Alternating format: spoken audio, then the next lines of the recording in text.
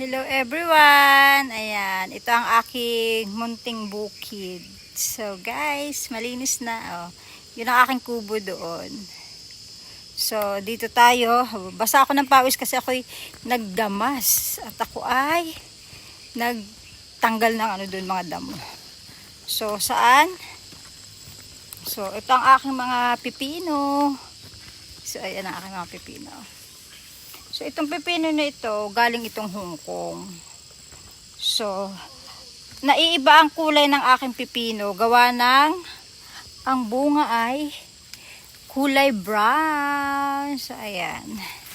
So, ito pa yung malaki. Ito. Charan. Yan ang aking mga halaman dito, mga gulay. So, ito aking mga talong. Ito aking mga talong, guys. So, yan aking mga eggplant. Yan na. Yan aking mga talong. Tingnan natin, guys.